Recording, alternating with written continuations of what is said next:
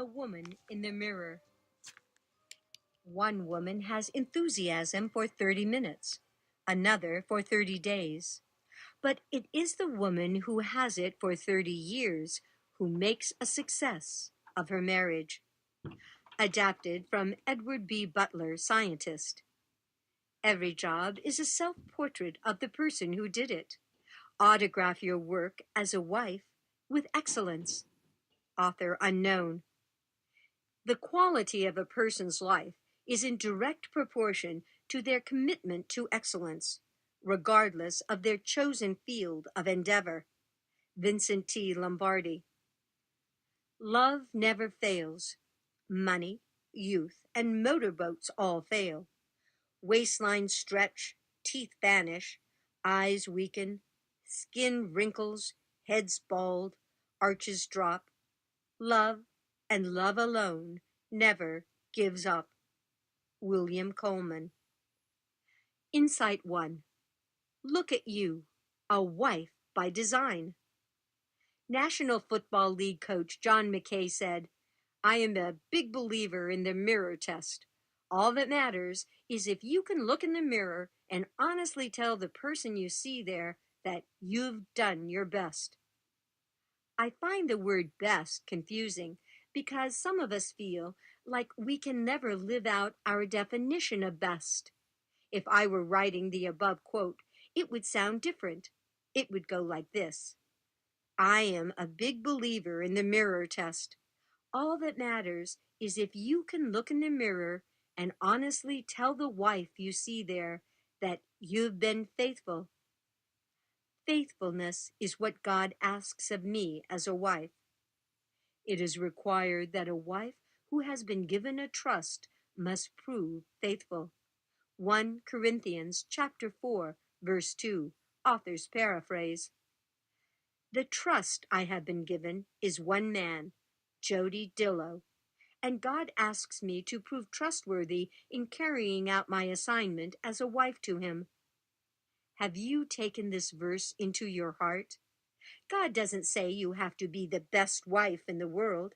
He doesn't ask you to be successful or popular. You don't have to be like Superwife down the street. You don't have to be the best lover or best anything. You just have to be the newly designed you who says, "Yes, God, I'll ask these dangerous questions. Show me what it's like to be married to me." You have taken your assignment as a wife seriously. Do you know why I respect you? Lots of wives would have put this audio back on the shelf and thought, "No way am I asking what it's like to be married to me." You didn't run from the dangerous questions. I think you're brave. I think you're smart. And I just bet you're creative. God is taking brave, smart, creative you and showing you how to love your unique husband. It doesn't happen overnight. It is a process, but you are on the road headed toward the goal. You, my friend, are becoming a wife by design. You've chosen to live not by default, but by design. Your design for you as a wife is your marriage purpose statement.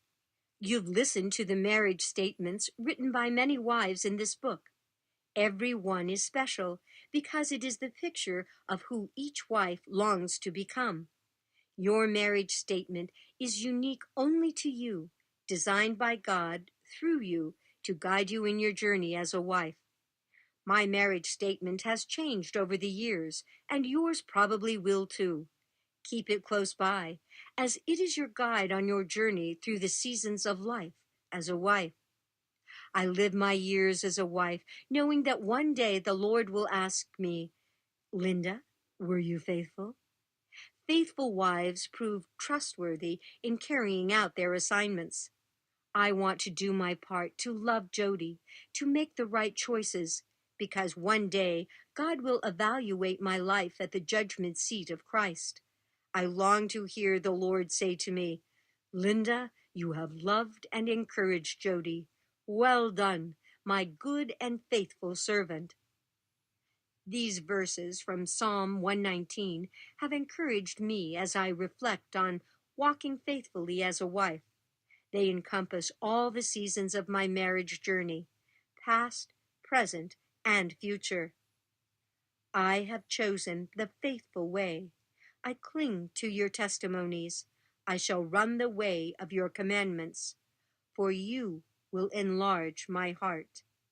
Psalm chapter 119, verses 30 to 32. In the past, I have chosen the faithful way. Chosen in Hebrew means to take a keen look at. It is a choosing that has ultimate and eternal significance. If your choice in the past has been to set your heart on God's desire for your marriage, your choice has eternal significance. God rejoices over your choice. If this has not been your choice in the past, it can be your choice today. Consider writing today's date. By doing this, you declare, from this day forward, I choose God's way. I want to be a wife by design, to live by my marriage purpose statement. In the present, I cling to your testimonies. Cling is a strong word that means to stick like glue. This special word is translated as cleave in Genesis concerning marriage. Therefore shall a man leave his father and his mother, and shall cleave unto his wife, and they shall be one flesh. Genesis chapter 2, verse 24, KJV. I love this.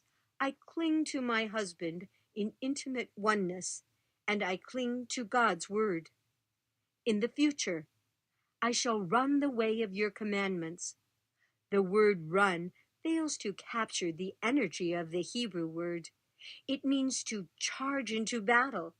Your God desires that you have a charging into battle mentality as you walk out each day as a wife, with a steadfast heart, determined to keep on keeping on, running purposefully along the track of his commands.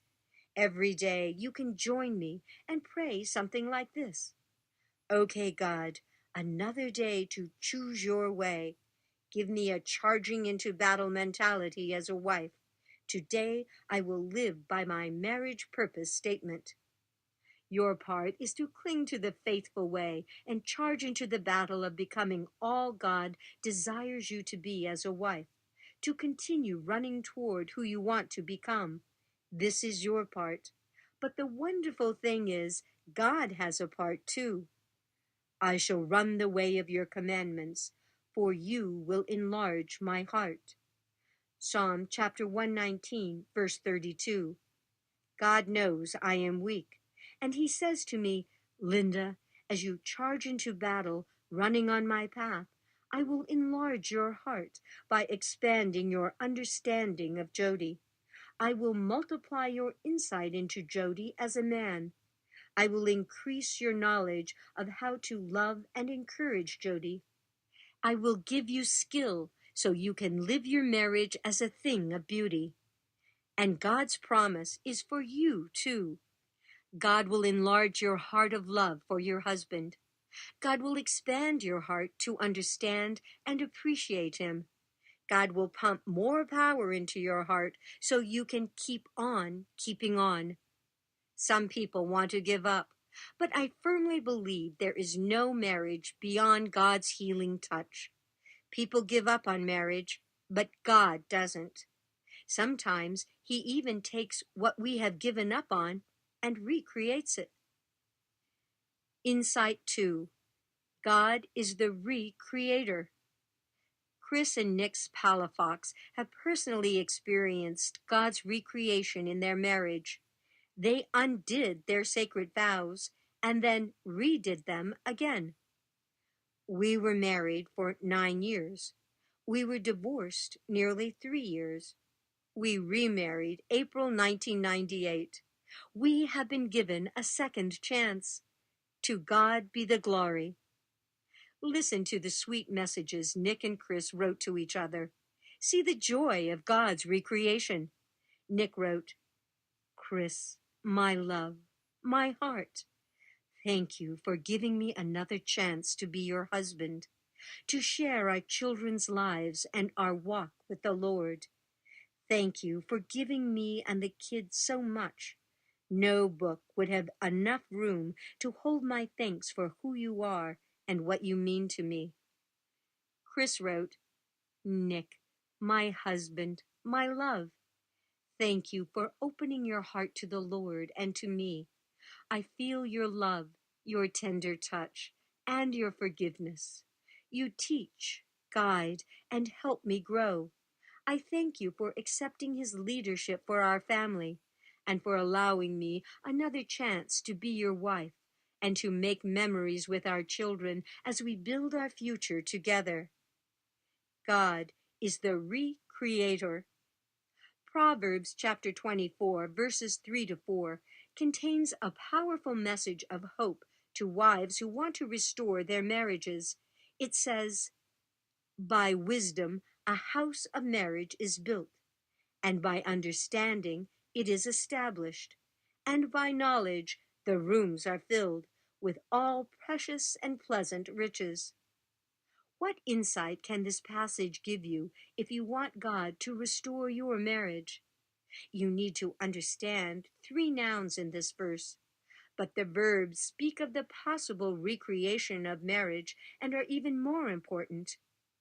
First, look with me at the nouns wisdom, understanding, and knowledge. By wisdom, a marriage is built.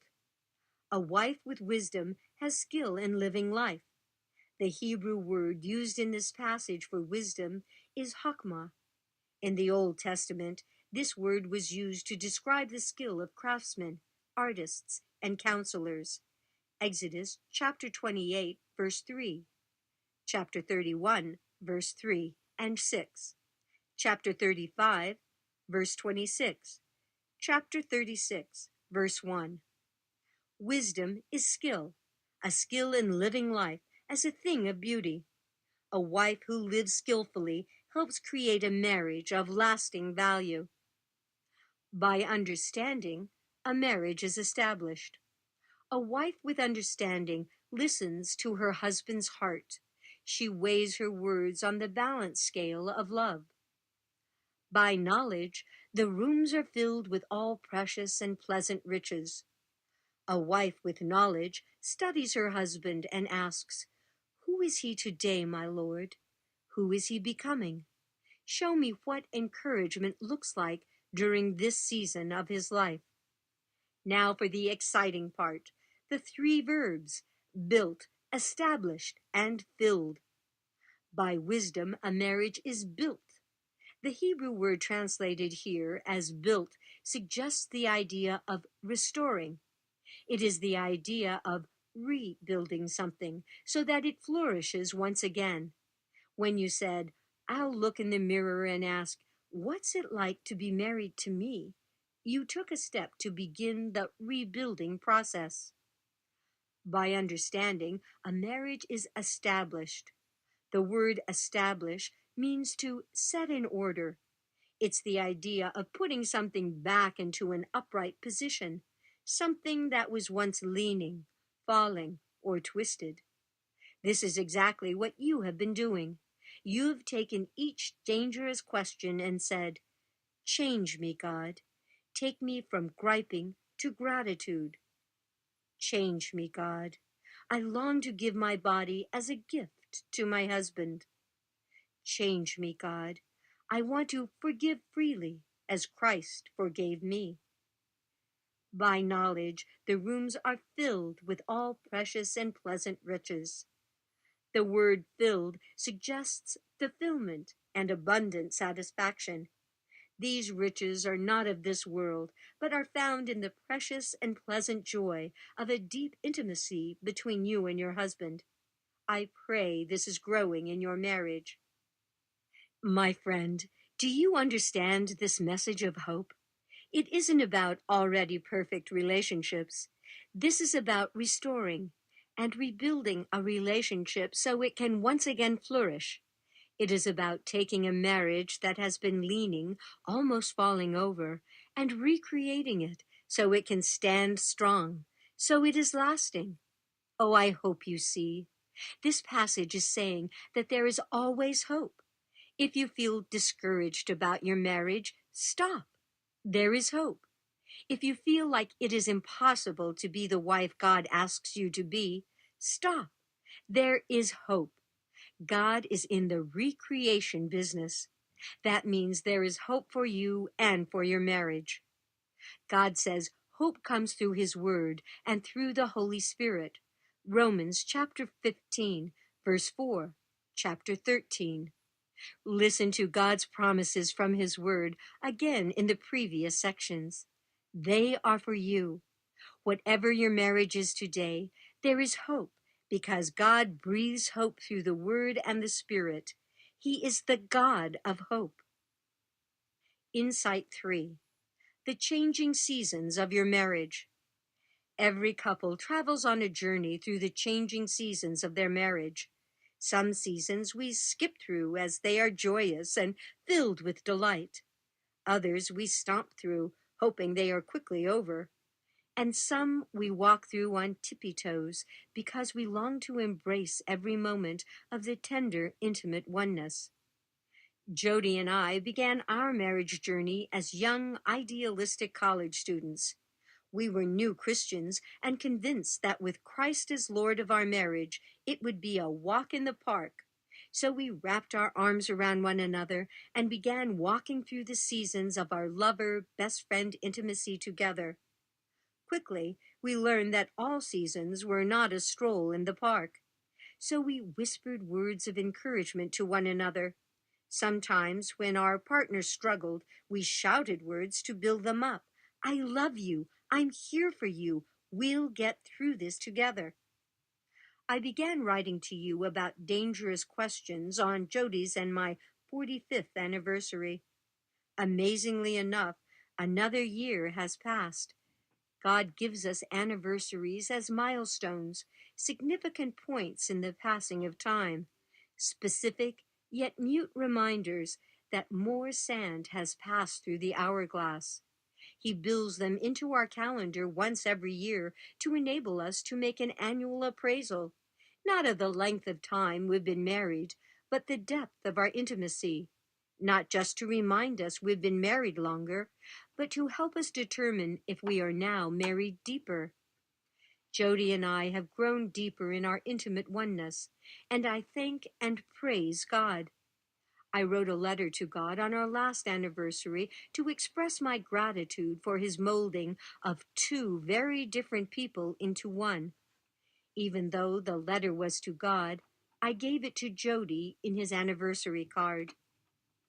My Father, it is our 46th anniversary, and my heart is filled with thankfulness to you.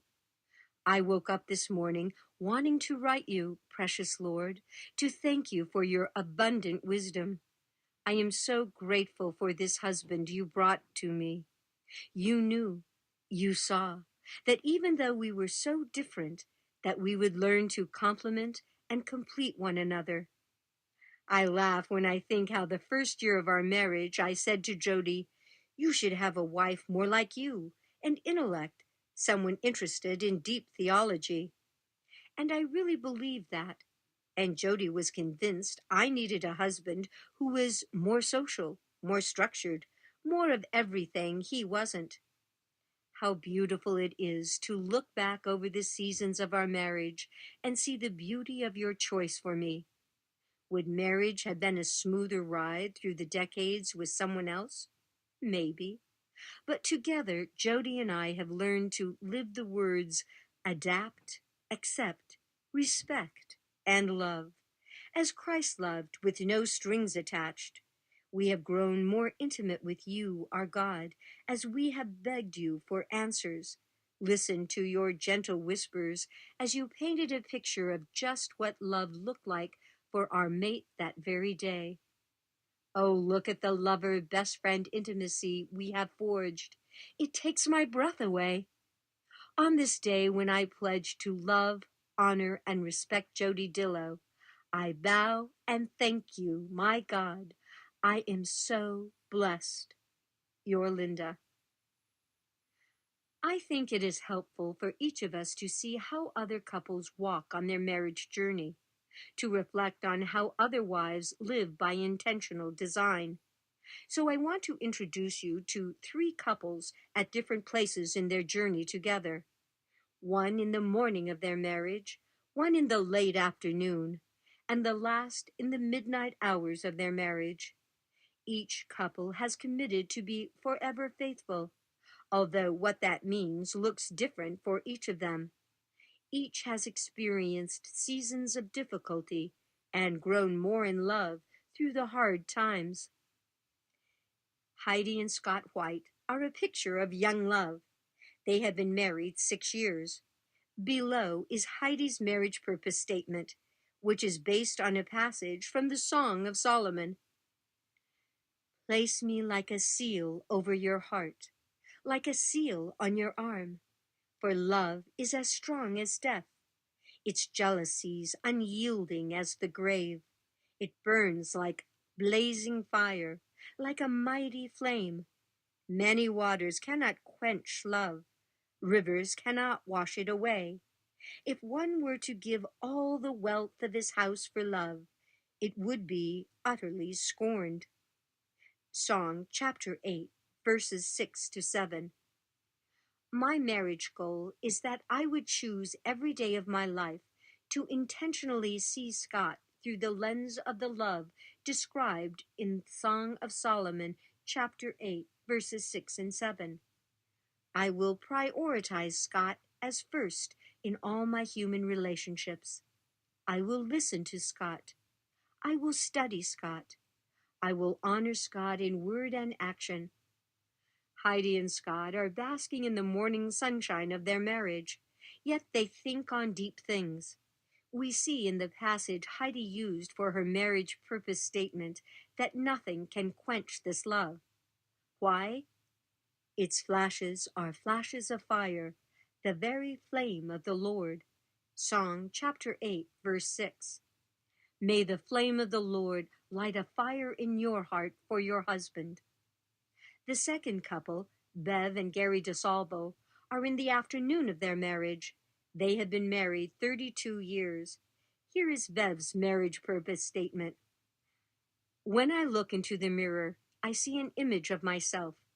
It is an exact likeness of Bev DeSalvo, and it's the only way I know if my makeup is smooth and if the cowlick in the back of my hair is filled in. In fact, it is the only way that I can know what I look like from the chest up. Ephesians chapter 5, verses 31 to 32 tells us that our marriage is to be a mysterious reflection of Christ and the church. So when people look at my marriage, I want them to see a divine representation of the love relationship between the beloved bridegroom and his bride, whose hearts are knit together so tightly that God sees them as one. My desire is to become so close to my husband that we are spiritually, emotionally, and physically one. So I choose to trust Gary DeSalvo and allow him to lead me in a holy, romantic dance for all the days that we have left on earth together. I surrender to the Holy One so that I can hear him tell me how to listen to Gary's heart when he speaks, and not just his words. I will keep my eyes on my beloved so that I will know when, where, and how to step in time with Gary as our bodies, hearts, and minds become so closely woven together that Abba sees us as one flesh. I pray that as he mysteriously knits us together, we will reflect an image of the passionate love relationship between Christ and his bride. Who knows? This may be the only way someone will know what that looks like. I love Bev's word picture of God mysteriously knitting husband and wife together so their union will radiate the joyous and passionate intimacy between Christ and his bride. It's as if God elevates the marriage bond by declaring, "Look at Bev and Gary. Look at Jody and Linda, and catch a glimpse of me, Jesus, with my bride, the church." I am humbled. Can the world see holy love in the way I love Jody, in the tone of my voice when I speak to him, in the joy of my smile when I look at him. May the world see the mysterious reflection of Christ and the Church in your intimate oneness and mine. Young love is vital and energizing. Love in the afternoon years is stable and secure. But the question is asked, is there anything more beautiful in life than a boy and a girl clasping clean hands and pure hearts in the path of marriage? Can there be anything more beautiful than young love? And the answer is given. Yes, there is a more beautiful thing. It is the spectacle of an old man and an old woman finishing their journey together on that path. Their hands are gnarled, but still clasped. Their faces are seamed, but still radiant. Their hearts are physically bowed and tired, but still strong with love and devotion for one another. Yes, there is a more beautiful thing than young love, old love. The third couple, Mark and Anita Bubeck, are in the midnight of their marriage. They show us a portrait of the beauty of old love. Mark is a Christian leader and author, yet God has given him a new job, caring for his wife of 60 years. For the last 10 years, Alzheimer's has slowly been taking Anita away.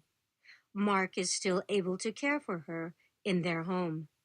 The Bubeck's daughter, my friend Judy Dunnigan, wrote this touching poem after visiting her parents. The dance. Their dance took my breath away. Heads bowed toward each other, face to face. She in a pink bathrobe, her hands gripped on her walker. He is gently coaxing her to take steps toward him as he guides the front of her walker. He is guiding her toward her hospital bed, placed recently at the foot of the bed they've shared for almost 60 years of marriage. She is breathing heavily, as if she's run a marathon, taking only 10 steps from the bedroom where her husband just helped her, like she helped me when I was a toddler.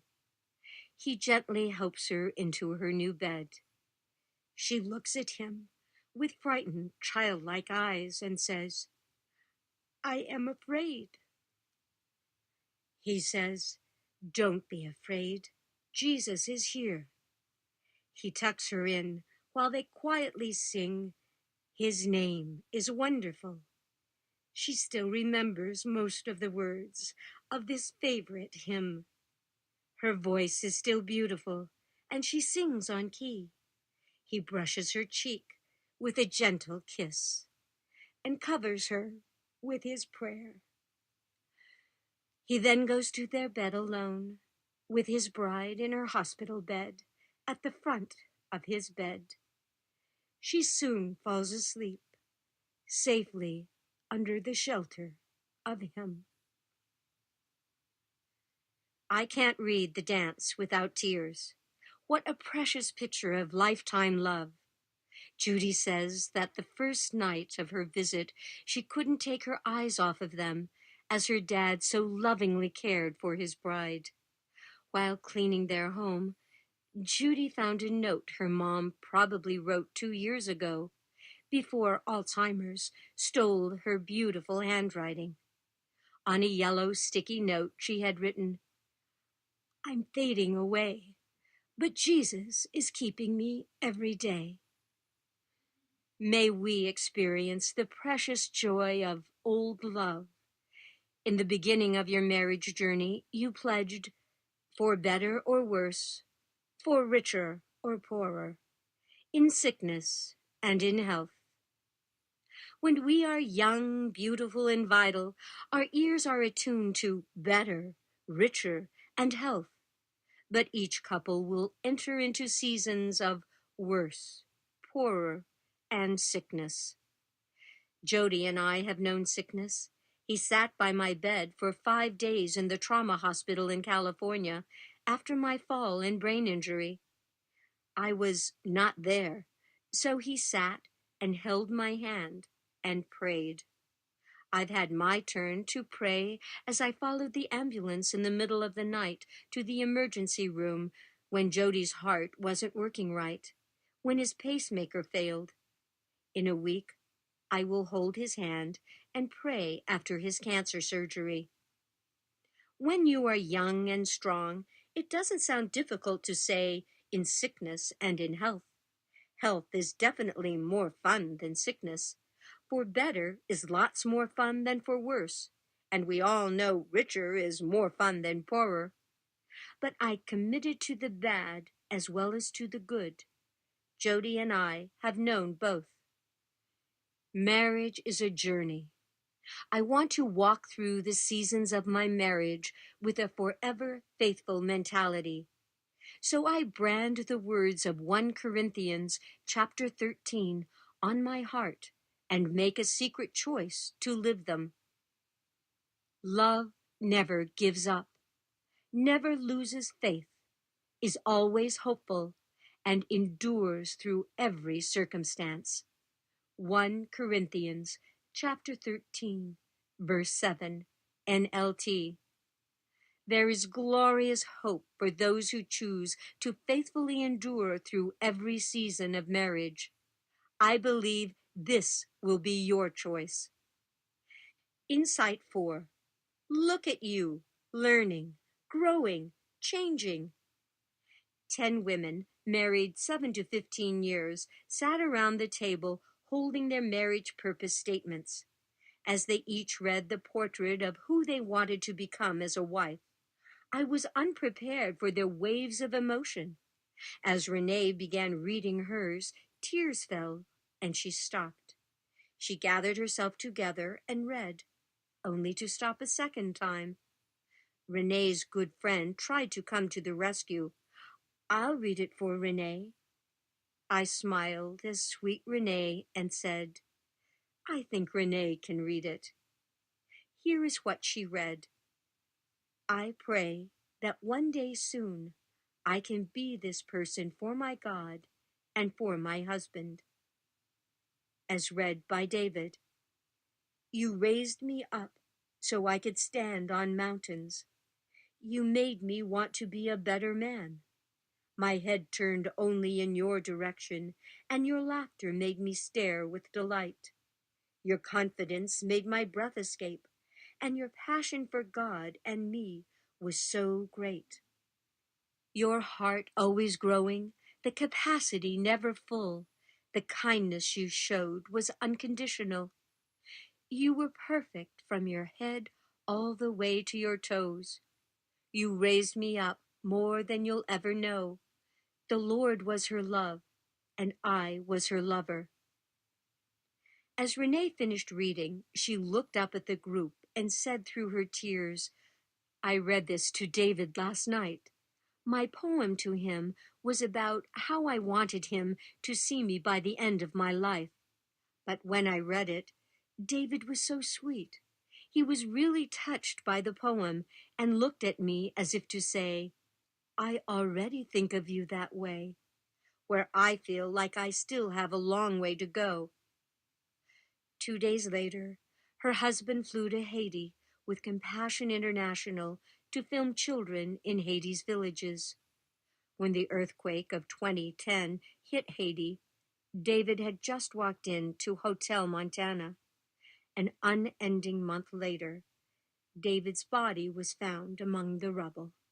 He was one of more than 200,000 who perished. During David's memorial service, the pastor called Renee up to the stage. He told the 500 gathered to celebrate David's life, that Renee had written her marriage purpose statement and read it to David before he left for Haiti. As the pastor read Renee's poem, there wasn't a dry eye in the sanctuary. Here was a wife who lived intentionally in her marriage, who thought about what was really important to her, and who verbalized who she wanted to become to God and to her husband. After her husband's death, Renee said, I'm so grateful that one of the last things David heard from me was my marriage purpose statement. He knew who I wanted to be to him as a wife, and that I was walking toward that goal. David Hames was 40 years old when he died. We don't expect life to end when we're young, when our sons are ages 3 and 6. We all feel like we have all the time in the world, but God's word tells us differently. Lord, remind me how brief my time on earth will be. Remind me that my days are numbered, how fleeting my life is. You have made my life no longer than the width of my hand. My entire lifetime is just a moment to you. At best, each of us is but a breath. Psalm chapter 39, verses 4 to 5, NLT. This life is short, and so we want to grow every day toward who we want to become. The minutes of our marriage pass so quietly, so consistently, that we fail to realize that time is ticking away. So I go back to where I started. We must live our marriage by design. We only have this year, this month, this moment to grow in intimate oneness. Can you remember back to the first chapter where you thought about what was really important to you? I asked you to think about your funeral, 30 years in the future, and imagine what you would want your husband to say about you as a wife. Then you wrote your marriage purpose statement. Why don't you get your marriage statement and read it now? I wonder, as you think back to all the dangerous questions you have asked yourself as you have listened to this book, is there anything you would change in what you wrote? Ask the Lord if there is anything He wants you to change. Think deeply, because one of these days, much sooner than you want to face, one of you is going to be sitting beside the deathbed of the other, holding a frail, clammy hand. You'll look into each other's misty eyes during those aching, final hours, and the memories will flood through your grieving minds in a raging torrent. You will not regret a single dreamy walk you took together in the park. You will not regret the time you stayed up so late talking and holding each other that you were both zombies at work the next day. You will not regret all the times you made love and let the housework go. And more than that, you will not regret writing your marriage purpose statement and sharing it with your husband. You will not regret telling your husband why you respect him. But I'll tell you what you will regret. You will regret the hundreds of hours you spent fighting. You will regret the times you held a grudge or gave the silent treatment. You will regret griping, venting, and complaining. You will regret saying, maybe next year's sex will get better. You will regret not really believing that your time as lovers was limited. I don't think you will regret looking in the mirror. I am a big believer in the mirror test. All that matters is if you can look in the mirror and honestly say to yourself these 3 words: I've been faithful. Look in the mirror. I think you will see a newly designed wife, a brave woman who is intentionally becoming her picture of a faithful wife. Keep on learning. Keep on growing. Keep on changing.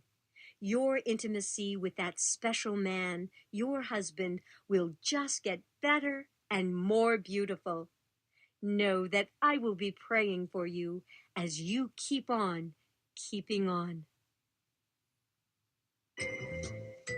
We hope you have enjoyed What's It Like to Be Married to Me, an Oasis audio production under arrangement with David C. Cook. Text copyright 2010 by Linda Dillow. Production copyright 2010 by Oasis Audio, under arrangement with David C. Cook.